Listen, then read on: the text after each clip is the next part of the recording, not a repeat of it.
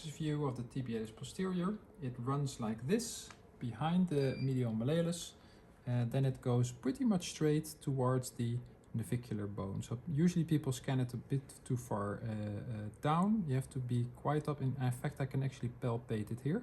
I can feel it going towards the navicular bone. So that would be the tendon going up, and we're going to scan that in the long axis view. So we start like this. We're going to scan on top of the tibia in the long axis. We're looking for a very thick tendon. So this pretty much looks to me like the tibialis posterior. If you want to check, you let him flex his toes. Can you flex your toes?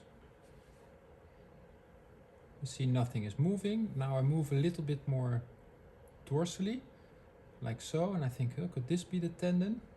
Well, if it was the tibialis posterior, you would not see this movement. Okay, so this is one of the flexors. So that's a good check for yourself. If you're in long axis, you think, is this the tendon, yes or no? You ask him to flex the toes.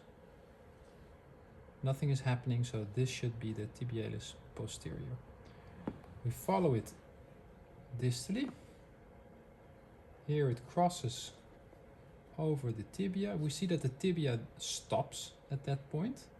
We see the tendon is making an angle, so we angle our probe a little bit to get a better view. So we left the tibia. We're going to follow the tendon down like this, and you're going to get a really nice view here. Let me freeze that for a minute, of the spring ligament. So this under here is spring ligament. This is the talus with the cartilage on the top, so the spring ligament actually holds this in place, and we see that the tibialis posterior crosses over it. Okay, we're going to follow it a little bit further. So we find our image again. There we have it.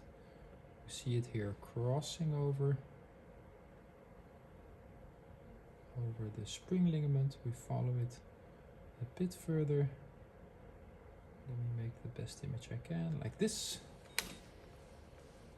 So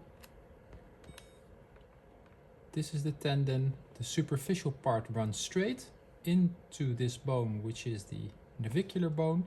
And here there are quite a few variations to consider. The most common one is that the deep part of this tendon makes a corner and it goes down. It angles down towards the sole of the foot. It's very difficult to follow. But what we're interested in mainly is this insertional part here, because you can get an insertional tendinopathy right there where the tendon connects to the navicular bone.